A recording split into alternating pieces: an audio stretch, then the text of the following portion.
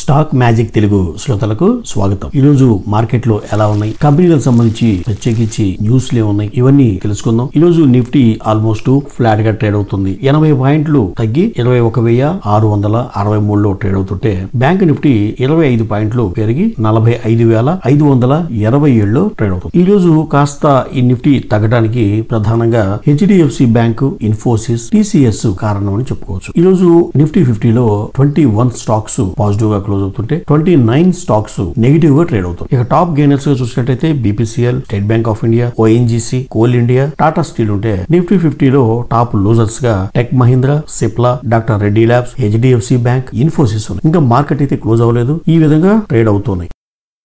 ఇక కంపెనీకి సంబంధించి విశేషాలు చూద్దాం. ముందుగా ఈ అదానీ ఎంటర్ప్రైజెస్ గురించి చెప్పుకోవాలంటే బ్రోకరేజ్ సంస్థలు అన్ని కూడా ఈ అదానీ ఎంటర్ప్రైజెస్ సంబంధించి చాలా పాజిటివ్ గా ఉన్నాయండి. ఎందుకంటే వీళ్ళైతే ఏకంగా 20% ఈ స్టాక్ నెక్స్ట్ ర్యాలీలో పెరిగే అవకాశం ఉందన్నట్టుగా గ్లోబల్ బ్రోకరేజ్ సంస్థ జెఫరీస్ చెబుతుంది. ప్రస్తుతం 3,180 రూపాయల్లో ఉంటే ఈ అదానీ ఎంటర్ప్రైజెస్ 3,800 దాకా పెరిగే అవకాశం ఉందని క్లియర్ గా చెప్తుంది గ్లోబల్ బ్రోకరేజ్ సంస్థ జెఫరీస్. ఇక 1 year లో చూసుకున్నట్టయితే ఈ అదానీ ఎంటర్ప్రైజెస్ 9% పెరిగితే రాబోయే కాలంలో 20% పెరగొచ్చు అని చెప్తుంది. ఎందుకు దీని బేస్ ఏంటి అంటే ప్రజెంట్ కంపెనీ పవర్ సెక్టార్ లో port business, city gas distribution, transmission, అలాగే ఎఫ్ఎంసీజీ అంటే అదాని విల్మార్ ఉంది కదా, ఈ బిజినెస్ లో ఇన్వాల్వ్ అయి ఉంది. ఇక రాబోయే కాలంలో ఆల్రెడీ 2 వర్టికల్స్ స్టార్ట్ చేసింది. ఒకటి ఏంటంటే ఎయిర్పోర్ట్స్ అనేది ఆల్రెడీ మెయింటైన్ చేస్తూ ఉంది. ఇక నెక్స్ట్ గ్రీన్ హైడ్రోజన్ బిజినెస్ లోకి ఎంటర్ కాబోతుంది అదాని ఎంటర్ప్రైజెస్. అదొక సపరేట్ వర్టికల్. అంతేకాకుండా ఇంకా కొత్త బిజినెస్ డేటా సెంటర్స్ పెట్టబోతున్నట్లుగా అప్డేట్ చేస్తున్నారు. అలాగే రోడ్లు, ఇక కాపర్ సంబంధించి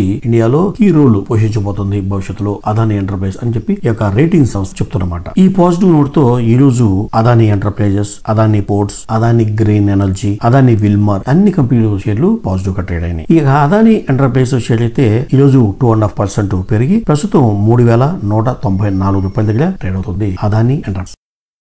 ఇక రియాలిటీ సంస్థ గోద్రేజ్ ప్రాపర్టీస్, ఇది హైదరాబాద్ లో రాజేంద్ర నగర్ లో 12 ఎకరాల 50 సెంట్లు అంటే 12.5 acres ల్యాండ్ ని కొనుగోలు చేసి, దేనికోసం అంటే ప్రీమియం రెసిడెన్షియల్ అపార్ట్మెంట్స్ కట్టేందుకు ఈ ల్యాండ్ ని కొనుగోలు చేయడం జరిగింది. ఈ ల్యాండ్ లో కంపెనీ యొక్క ఎస్టిమేషన్ ఏంటంటే 40 లక్షల ఎస్ఎఫ్టీ సేల్ చేయొచ్చు, అంటే ఆ విధంగా మన బ్లాక్స్ కన్స్ట్రక్ట్ చేయొచ్చు అనేది కంపెనీ ఆలోచన. సో దీని ద్వారా 3,500 కోట్లు రెవెన్యూ పెరిగే అవకాశం ఉంది కంపెనీకి అనేది కంపెనీ అప్డేషన్. ఇక రాజేంద్ర నగర్ లోనే ప్రాపర్టీని సెలెక్ట్ చేసుకుంటారు కారణం ఏంటని ఎండీ గారు చెప్తున్నారు. యాక్చువల్ గా ఆ దగ్గరలోనే ఎక్కువగా స్కూల్స్, కాలేజెస్, ఈ హాస్పిటల్స్, రిటైల్ అవుట్లెట్స్ ఉన్నాయి. అలాగే ఇంటర్నేషనల్ ఎయిర్పోర్ట్ కూడా చాలా దగ్గరగా ఉంది. సో అన్ని విధాలుగా చాలా క్యాచీగా అనువుగా ప్రాంతం ఉంది కాబట్టి ఇక్కడ ఈ ప్రాజెక్ట్ ని స్టార్ట్ చేస్తున్నాం అని చెప్పి company MD come CEO Gaurav Pandey గారు తెలియజేశారు. ప్రస్తుతం 2,271 రూపాయల దగ్గర ట్రేడ్ అవుతుంది గోద్రేజ్ ప్రాపర్టీస్. ఇక కొత్తగా ఐపీఓకి వచ్చి నిన్నటితో ఐపీఓ క్లోజ్ అయిన company intro health care solutions limited. ఈ కంపెనీ అడిగిన మొత్తంలో 1.4 times మాత్రమే సబ్స్క్రైబ్ అయ్యింది. ఇది ఒక పూర్ సబ్స్క్రైబ్ అని చెప్పుకోవచ్చు. ఎందుకంటే ఈ మధ్య కాలంలో ఐపీఓకి వచ్చిన కంపెనీలన్నీ కూడా 70 రెట్లు 80 రెట్లు ఓవర్ సబ్స్క్రైబ్ అవటం, అలాగే ఐపీఓలో లిస్టింగ్ గెయిన్స్ కూడా చాలా బాగా వచ్చినాయి. కానీ కొన్ని ఐపీఓస్ ఈ మధ్య ఇన్వెస్టర్ల ఆశల్ని తుంచేసి నష్టాలు పాలవడం కూడా జరిగింది. సో దాంతో కాస్త ఈ మధ్య మళ్ళీ అలర్ట్ అవుతున్నారు ఇన్వెస్టర్లు. ఇక మరో కంపెనీ ఐపీఓకి వచ్చి నిన్నటితో ఐపీఓ డేట్ క్లోజ్ అయిన కంపెనీ పాలిసెల్ ఇరిగేషన్ సిస్టమ్స్ లిమిటెడ్. ఈ కంపెనీ కూడా February 8th ఓపెన్ అయ్యి 13th అంటే నిన్నటితో క్లోజ్ అయింది. ఈ కంపెనీ ఎగ్జాక్ట్ గా 6.88 times ఓవర్ సబ్స్క్రైబ్ అయింది.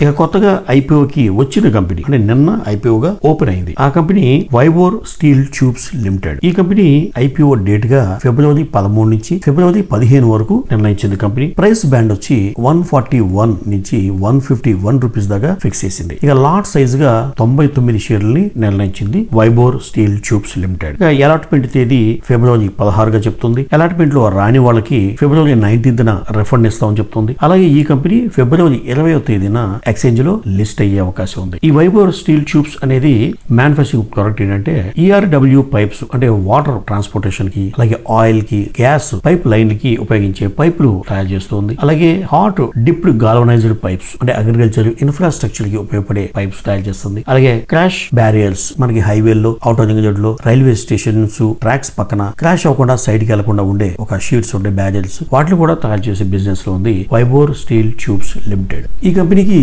మహారాష్ట్ర రాయగఢ్ లో అలాగే తెలంగాణలో 2 ప్రాంతాల్లో మ్యానుఫ్యాక్చరింగ్ ఫెసిలిటీస్ ఉన్నాయి. హర్యానాలో ఒక గోడౌన్ ఉందని చెప్పి కంపెనీ అప్డేట్ చేస్తుంది. ప్రస్తుతం ఈ కంపెనీలో 640 మంది పర్మనెంట్ స్టాఫ్ ఉన్నారని కంపెనీ చెప్తుంది. ఇక గత 3 సంవత్సరాలుగా చూసినట్లయితే కంపెనీ యొక్క రెవెన్యూ, ప్రాఫిట్ 2 కూడా పెరుగుతున్నాయి. 2021లో అయితే 69 లక్షలు ప్రాఫిట్ వస్తే 22లో 11 కోట్ల 33 లక్షలు ప్రాఫిట్ సంపాదించింది. అలాగే 2023లో 21 కోట్ల 7 లక్షలు ప్రాఫిట్ సంపాదించింది వైబోర్ స్టీల్ ట్యూబ్స్ లిమిటెడ్. అయితే నిన్న ఐపీఓ ఓపెన్ అయిన ఈ కంపెనీ ఇప్పటికే 76 రెట్లు ఓవర్ సబ్స్క్రైబ్ అవడం జరిగింది. ఇది ఒక విశేషం. ఇది ఒక మంచి ఐపీఓగా ఇన్వెస్టర్ల ఆదరణ పొందుతున్న కంపెనీగా చెప్పవచ్చు.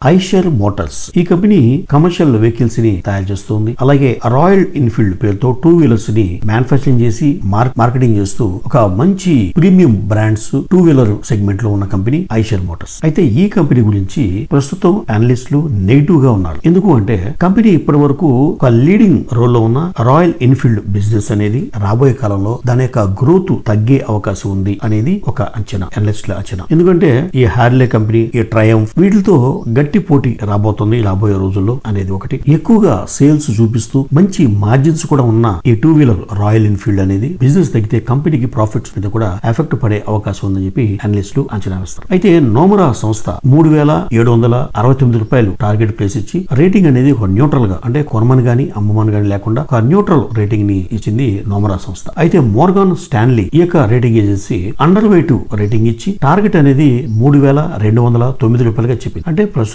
మార్కెట్ లో 3,850 రూపాయలు ఉంటే ఈ రేటింగ్ ఏజెన్సీ మోర్గాన్ స్టాన్లే 3,209 రూపాయలు, అంటే దాదాపు 16% కంటే ఎక్కువ. ప్రస్తుతం మార్కెట్ లో 3,850 రూపాయలు ఉన్న ఈ షేరు 3,209 రూపాయల వరకు తగ్గే అవకాశం ఉంది అని మోర్గాన్ స్టాన్లే రేటింగ్ ఏజెన్సీ చెప్తున్నమాట. అయితే దీనికి భిన్నంగా జెఫ్రీస్ రేటింగ్ సంస్థ బై రేటింగ్ ఇస్తూ 4,900 రూపాయలు టార్గెట్ గా ఫిక్స్ చేసింది. ఎందుకు అలా ఇచ్చింది అంటే ఆ కంపెనీ ఏం చెప్తుందంటే హీరో కంపెనీ అండ్ బజాజ్ తో కంపేర్ చేసుకుంటే స్టాక్ వాల్యూ అనేది ఇది రీజనబుల్ గా ఉంది కాబట్టి ఇది పెరిగే అవకాశం ఉంది అన్నట్టుగా చెప్తుంది జెఫ్రీస్. సరే ఏది ఏమైనప్పటికీ ప్రస్తుతం ఇంట్రాడే లో 3% తగ్గింది స్టాక్. ప్రస్తుతం 3,876 దగ్గర ట్రేడ్ అవుతుంది ఐషర్ మోటార్స్.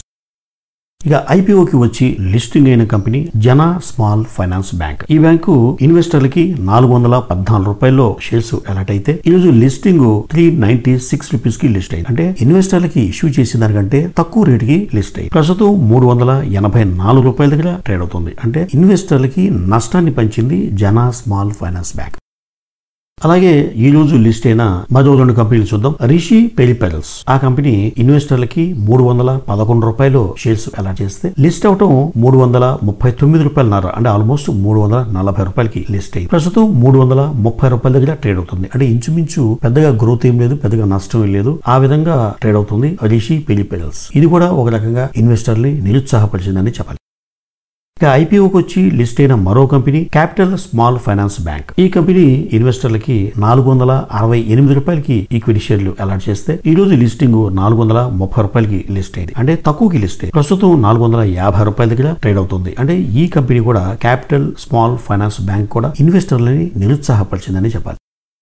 భారత్ ఎలక్ట్రానిక్స్ ఈ కంపెనీ ఇండియన్ నేవీ నుంచి 2,167 కోట్లు ఆర్డర్లు సంపాదించింది. దీనికోసం అంటే ఈ వార్ షిప్ లో ఉపయోగించే విధంగా దేశీయంగా డెవలప్ చేసిన వార్ఫేర్ సూట్ ని సప్లై చేసేందుకు ఈ ఆర్డర్ వచ్చినట్టుగా కంపెనీ అప్డేట్ చేస్తుంది. అంతేకాకుండా SDRలు, HDVLF రిసీవర్స్ సప్లై చేసేందుకు మరో 115 కోట్ల ఆర్డర్ ని సంపాదించింది భారత్ ఎలక్ట్రానిక్స్. ఈ రోజు 2.5% పెరిగి 180 రూపాయల దగ్గర ట్రేడ్ అవుతుంది Bharat electronics. Real estate company prestige estates third quarter లో రెవెన్యూ 23% తగ్గింది. నెట్ ప్రాఫిట్ 2% పెరిగింది. ఇక ఇన్వెస్టర్ని నిరుత్సాహపరిచింది. 9% ఈ రోజు స్టాక్ తగ్గి 1,110 రూపాయల దగ్గర ట్రేడ్ అవుతుంది ప్రెస్టీజ్ ఎస్టేట్స్. ఆయిల్ ఇండియా ప్రభుత్వ రంగ సంస్థ. ఈ ఆయిల్ ఇండియా థర్డ్ క్వార్టర్ లో ప్రొడక్షన్ 6% పెరిగినట్టుగా ఇయర్ ఆన్ ఇయర్ అప్డేట్ చేసింది. అదొక పాజిటివ్ న్యూస్. రెండోది నేచురల్ గ్యాస్ ప్రొడక్షన్ కూడా గత సంవత్సరం థర్డ్ క్వార్టర్ తో కంపేర్ చేసుకుంటే 2% పెరిగినట్లుగా అప్డేట్ చేస్తుంది. ఇది ఒక పాజిటివ్. ఇక థర్డ్ క్వార్టర్ లో రెవెన్యూ 3.4% పెరిగింది. నెట్ ప్రాఫిట్ 3% పెరిగింది. ప్రస్తుతం 490 రూపాయల దగ్గర ట్రేడ్ అవుతుంది oil India. Adani green energy. ఈ కంపెనీ గుజరాత్ లో ఖందా వద్ద 30 గిగావాట్స్ క్లీన్ ఎనర్జీని డెవలప్ చేయాలని, ప్రతి ఏటా 81 బిలియన్ యూనిట్స్ ని పవర్ ని జనరేట్ చేయాలని ప్లాన్ చేస్తుంది అదానీ గ్రీన్ ఎనర్జీ. ప్రస్తుతం 551 మెగావాట్ల సోలార్ పవర్ ప్రాజెక్ట్ ని రన్ చేస్తుంది కంపెనీ. ఈ రోజు 3.5% పెరిగి 1,860 రూపాయల దగ్గర ట్రేడ్ అవుతుంది అదానీ గ్రీన్ ఎనర్జీ. పేటిఎం గురించి మనం గత వీడియోలో ఆల్మోస్ట్ చెప్తూనే ఉన్నాం. అందరికీ తెలిసిన విషయమే. Almost Reserve Bank of India ఫిబ్రవరి 29 నుంచి వాళ్ళ కార్యకలాపాలు ఎటువంటి జరగకూడదని చెప్పి పేటిఎం పేమెంట్స్ బ్యాంక్ కి సంబంధించిన లైసెన్స్ ని రద్దు చేయడం జరిగింది. దాంతో ఆ స్టాక్ పడుతూ ఉంది. ఈ రోజు కూడా ఒక 10% పడింది పేటిఎం. ప్రస్తుతం 343 రూపాయల దగ్గర ట్రేడ్ అవుతుంది పేటిఎం. ఇక ప్రభుత్వ రంగ సంస్థ నవరత్న కంపెనీ ఎన్బిసిసి, ఇది ఈపీసీ అండ్ రియల్ ఎస్టేట్ సంబంధించిన సంస్థ. థర్డ్ క్వార్టర్ లో రిజల్ట్స్ రెవెన్యూ 13% పెరిగితే నెట్ ప్రాఫిట్ 60% పెరిగింది. ఒక ఎక్స్ట్రార్డినరీ రిజల్ట్స్ ని పోస్ట్ చేసింది ఎన్బిసిసి. అంతేకాకుండా కంపెనీ యొక్క మార్జిన్స్ కూడా పెరిగినాయి అన్నట్లుగా అప్డేట్ చేస్తుంది ఎన్బిసిసి. ఇక ఇన్వెస్టర్లు ఊరుకుంటారా? అప్పర్ సర్క్యూట్ ని టచ్ చేసింది 130 రూపాయల 75 పైసల దగ్గర. ఇక సెల్లింగ్ బయింగ్ చూసినట్లయితే అందరూ బయర్సే ఉన్నారు తప్ప సెల్లర్స్ అనేది లేరు ఈ కంపెనీకి ఈ రోజు. అది దీని యొక్క స్టామినా ఎన్బిసిసి. ఈ రోజు 5% అప్పర్ సర్క్యూట్ ని టచ్ చేసి అలాగే ఉండిపోయింది ఎన్బిసిసి.